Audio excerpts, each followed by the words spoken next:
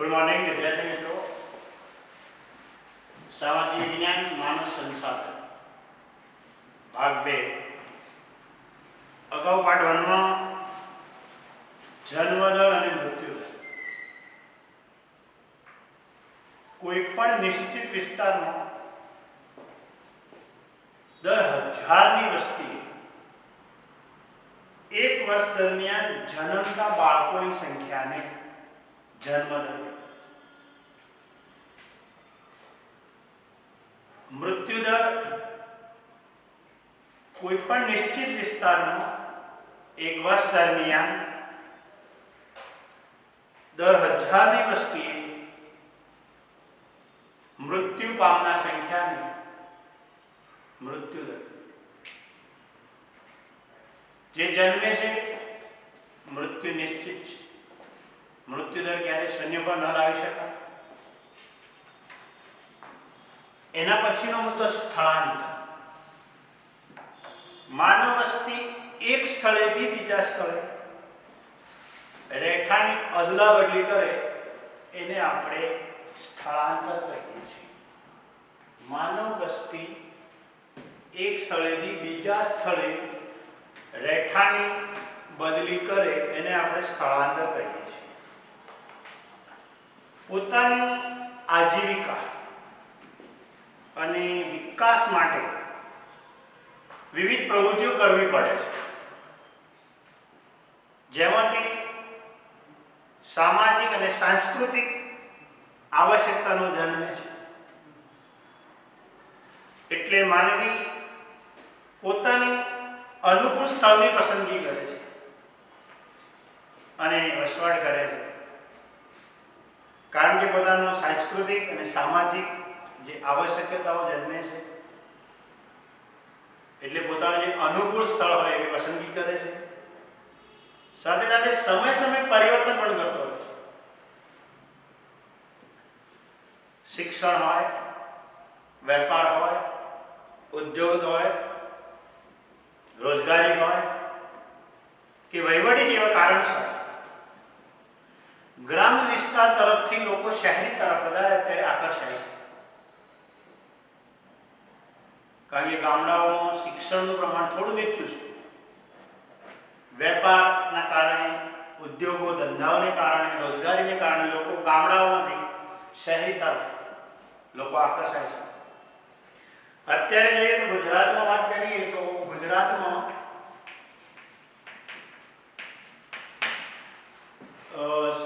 62% વસ્તી ગ્રામ્ય વિસ્તારોમાં અને 38% શહેરી વિસ્તારોમાં જોવા મળે છે। 62% ગ્રામ્ય વિસ્તાર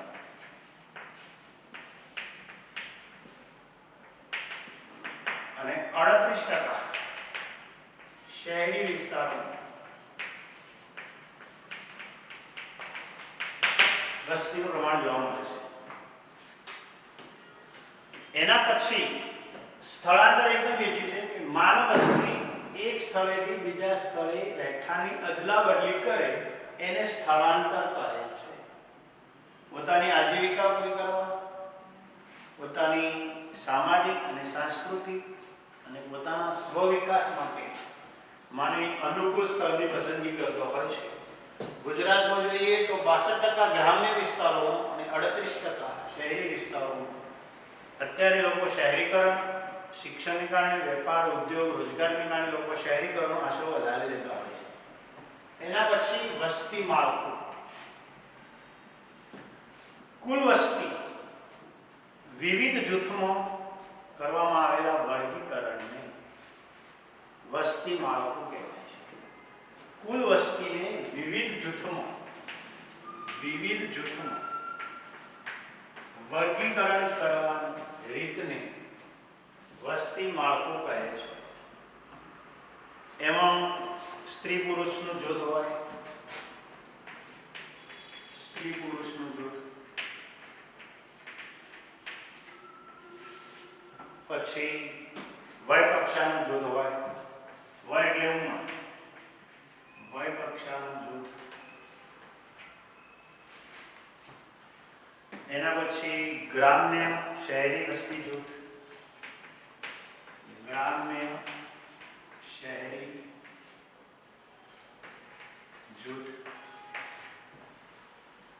ધાર્મિક અને ભાષાકીય જૂથ, ધાર્મિક અને ભાષાકીય જૂથ. એના પછી વ્યવસાયિક જૂથ, વ્યવસાય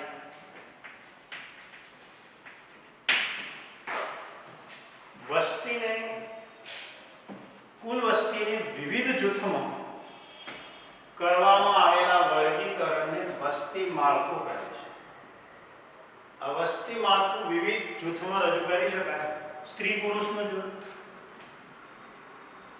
વય કક્ષાનું જૂથ, ગ્રામ્ય શહેરી કક્ષાનું જૂથ, ધાર્મિક અને ભાષાકીય જૂથ અને વ્યવસાય.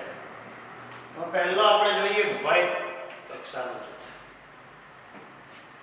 દેશની કુલ વસ્તીમાં જે 121 કરોડ છે એમાં બાળકો, પ્રૌઢો અને વરિષ્ઠ નાગરિકોનો સમાવેશ થાય છે. એમાં વય જૂથમાં વહેંચવામાં આવેલું છે. વય જૂથ, વય એટલે ઉંમર. એમાં બાળકોનું જે જૂથ છે એ 0 થી 14 વર્ષ સુધીના જે હોય, 0 થી 14 વર્ષ સુધીના એ બાળકોનું જૂથ. પ્રૌઢો,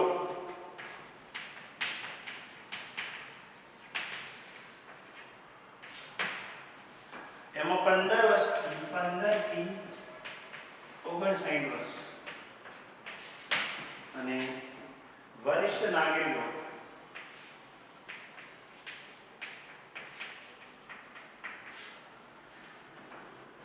59 થી ઉપર, 59 ઉપર. તો આ પ્રમાણે વય જૂથ આપણા હિન્દુસ્તાનમાં, ભારતમાં 3 પ્રકારના જૂથ છે. બાળકોનું, પ્રૌઢો લઈ 18 થી 15 થી 59 વર્ષના જે પ્રૌઢો કહેવાય.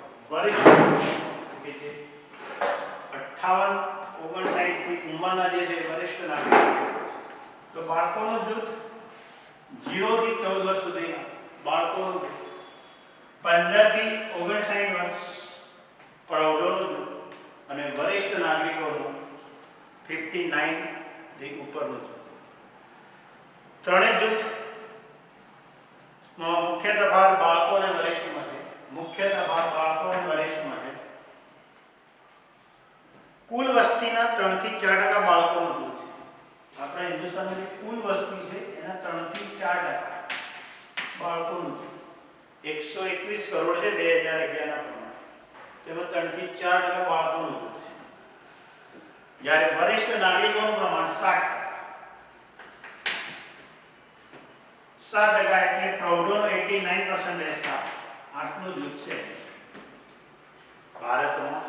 બાળકોનું 3 થી 4%, પ્રૌઢોનો 89% અને વરિષ્ઠ નાગરિકોનું પ્રમાણ 60% છે. જાપાનમાં સૌથી વધારે વરિષ્ઠ નાગરિકોનું પ્રમાણ છે વય જૂથમાં. એના પછી સ્ત્રી પુરુષનું માળખું. જાતિ પ્રમાણ, સ્ત્રી પુરુષના માળખાને જાતિ પ્રમાણમાં કહેવાય. જાતિ પ્રમાણમાં કહેવાય. દર 1000 પુરુષોએ સ્ત્રીઓની સંખ્યાને સ્ત્રી પુરુષનું માળખું અથવા જાતિ પ્રમાણ કહેવાય છે. દર 1000 પુરુષોએ સ્ત્રીઓની સંખ્યાને સ્ત્રી પુરુષનું માળખું કહેવામાં આવે છે. એમાં 1951 પછી આપણે આ સ્ત્રી જાતિ પ્રમાણ અથવા જાતિ પ્રમાણ ક્રમશઃ ઘટતું ગયું છે. ભારતમાં દર 1000 પુરુષે સ્ત્રીઓની સંખ્યા 940 છે. ગુજરાતમાં વાત કરીએ તો 918 છે. દર 1000 પુરુષોએ સ્ત્રીઓની સંખ્યા 918. ઉત્તર પ્રદેશમાં 908 છે. સૌથી વધારે પુરુષો કરતાં સ્ત્રીઓની સંખ્યા કેરળમાં છે, કારણ કે કેરળ એ શિક્ષિત રાજ્ય છે. એટલે તે શિક્ષિત હોવાને કારણે તેઓ પુરુષો કરતા એટલે કે જાતિ પ્રમાણ સ્ત્રી પુરુષનું વૈધું વધારે છે. તેઓ લગભગ 1000 પુરુષો સ્ત્રીઓની સંખ્યા 1083 છે. હમણાં વચમાં રેડ એલર્ટ હતી સ્ત્રીઓની જે સ્ત્રી હતું જાતિ પ્રમાણે એનું ઘટતું હતું. અમરેલીમાં 1000 પુરુષો 987 હતી, એની સામે 964 ની ચોંકાવનારી સંખ્યા જોવા મળી હતી. 987 ની 964 થઈ. જૂનાગઢમાં પણ 955 હતી અને એ 952 થઈ. ભાવનગરમાં 937 હતી, એ 931 થઈ. રાજકોટમાં 930 અને એ 924 થઈ. કચ્છમાં 942 સામે 907 ખાલી મહિલાઓ લડી. કારણ કે સ્ત્રીઓનું પ્રમાણ ઘટતું હતું. એનું એક જ કારણ હતું સ્ત્રી ભ્રૂણ હત્યા. એટલા માટે સરકાર જો ઝુંબેશ ચલાવી બેટી બચાવો બેટી પઢાઓ જોરદાર આંદોલન કરી અને જે સ્ત્રી ભ્રૂણ હત્યા હતી એના ઉપર પ્રતિબંધ મૂક્યો અને ગુજરાત સરકારે તો કડક પગલાં લેવાનું કર્યું. એના કારણે અત્યારે સ્ત્રી ભ્રૂણ હત્યા અટકી છે. એના કારણે અત્યારે પ્રમાણ જળવાઈ રહ્યું છે. એના પછીનો સાક્ષરતા. કોઈ પણ દેશના વિકાસનો આધાર દેશના સાક્ષરતા રહેલો છે. સાક્ષરતા એટલે શિક્ષણ. સાક્ષરતા એ વસ્તીની ગુણવત્તા અને સામાજિક વિકાસને માપવાનો મહત્વનો માપદંડ છે. સાક્ષરતા એ વસ્તીની ગુણવત્તા અને આપણો જે સામાજિક વિકાસ છે સોશિયલ ડેવલપ એ માપવાનો મહત્તમ માપદંડ છે. સાક્ષરતા એટલે શિક્ષણ. સાક્ષરતા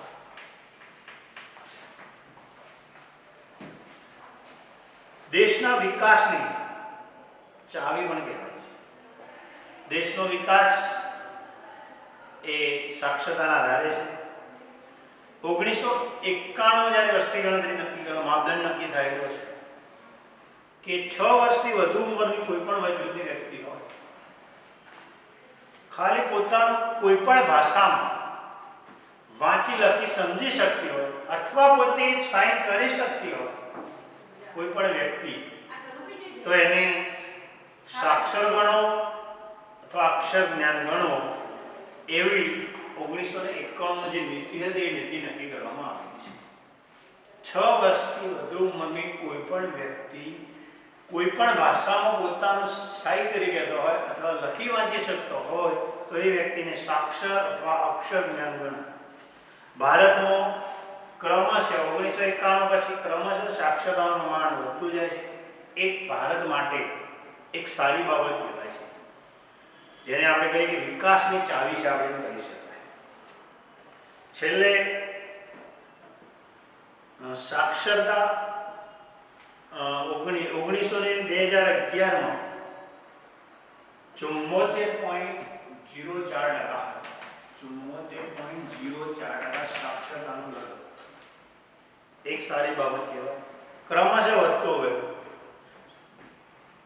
છેલ્લે સાક્ષરતામાં 5 ટોપ જિલ્લાઓ જોઈએ તો અમદાવાદ આવે છે. અમદાવાદ ગુજરાતની અંદર અમદાવાદ સૌથી વધારે સાક્ષર છે આપણો 86.65%. બીજા નંબરમાં સુરત, બેમાં ખાસ ડિફરન્ટ નથી, બે સેમ છે.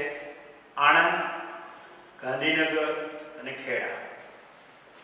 એના પછી આપણે જોઈએ તો વ્યવસાયિકમાં વય કક્ષાનું જોઈએ કે વ્યવસાયિક કુલ વસ્તીમાં જે વિવિધ લોકો વ્યવસાય સાથે સંકળાયેલા છે એવા લોકોને વ્યવસાયિક માળખું કહી શકાય છે. વ્યવસાયિક માળખામાં એવું છે કે કામ કરનારનું જૂથ, કામ કરનાર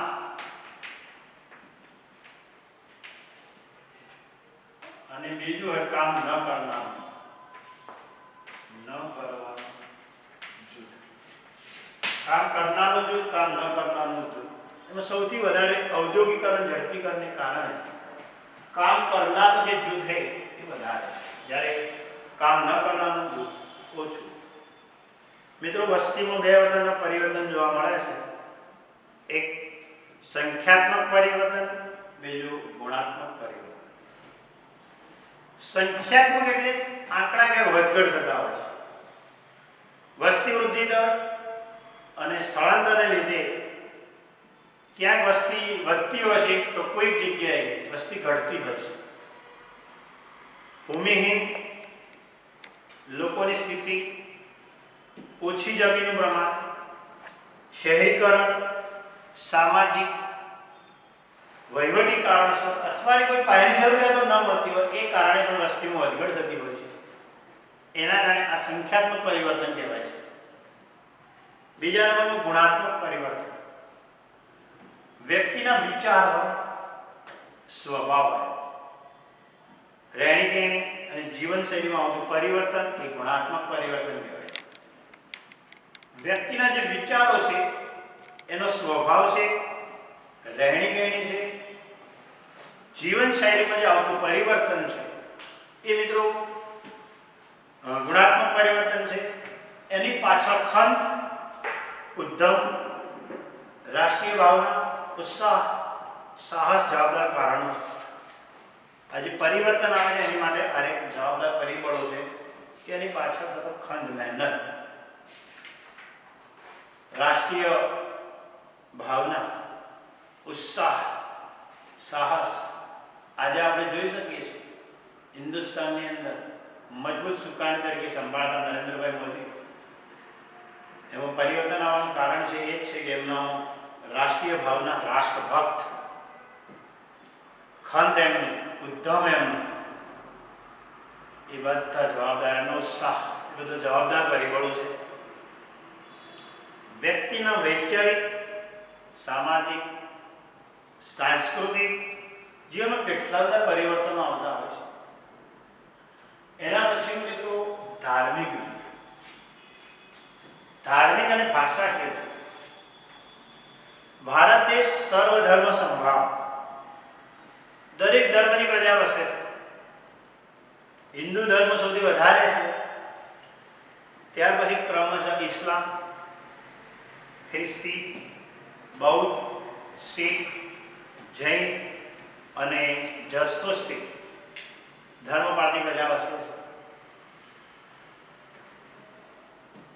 સર્વધર્મ સમભાવ, એમાં હિન્દુ ધર્મ વસ્તી સૌથી વધારે છે. મિત્રો, ભાષા. ભારત વિશાળ દેશ, વિવિધતા ધરાવતો દેશ. આપણી સંસ્કૃતિની મુખ્ય વિશેષતા છે કે વિવિધતામાં એકતા. એમાં અનેક ભાષાઓ અને અનેક બોલીઓ બોલાય છે. હાલમાં તમે જુઓ તો બંધારણ મુજબ 22 ભાષાઓ માન્ય છે. 22 ભાષા તમારે જોવી હોય કેવી લખાય તો આપણી ચલણી નોટો જે 10 છે, 5ની છે, 50ની, 100ની, 200ની, 500ની કે 2000, દરેક ચલણી નોટો ઉપર દરેક ભાષાઓ લખેલી હોય છે. જ્યારે આપણે હિન્દી, એ હિન્દી આપણી રાષ્ટ્રીય ભાષા છે અને અંગ્રેજી એ ઇન્ટરનેશનલ ભાષા બંધારણમાં સ્વીકાર કરવામાં આવેલો છે. ફરીથી બોલું છું, બંધારણે માન્ય 22 ભાષાઓ છે આપણી. એમાં હિન્દી આપણી રાષ્ટ્રીય ભાષા, નેશનલ લેંગ્વેજ, ઇન્ટરનેશનલ એટલે કે આંતરરાષ્ટ્રીય ભાષા તરીકે અંગ્રેજીનો દરજ્જો આપવામાં આવેલો છે. તો આ રીતે મિત્રો વસ્તી માળખામાં તથા સ્ત્રી પુરુષનું માળખું, વય કક્ષાનું જૂથ, ધાર્મિક અને ભાષાકીય જૂથ, વ્યવસાયિક માળખું, એટલે હવે છેલ્લું એક આરોગ્ય જૂથ. ગ્રામ્ય શહેરી.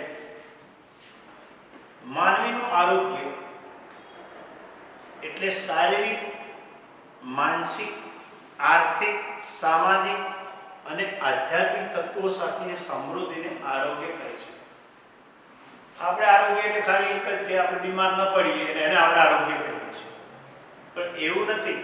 આરોગ્યનો મતલબ એ છે કે શારીરિક રીતે સક્ષમ, માનસિક રીતે પણ સક્ષમ, આર્થિક એટલે પૈસાની દ્રષ્ટિએ, સામાજિક એટલે સમાજમાં પણ હોવો જોઈએ, આધ્યાત્મિક અધ્યાત્મ હોવું જોઈએ. આ બધું સાથેની સમૃદ્ધિ હોય એનું જ મિત્રો આરોગ્ય. સમૃદ્ધિને આરોગ્ય કહી શકાય.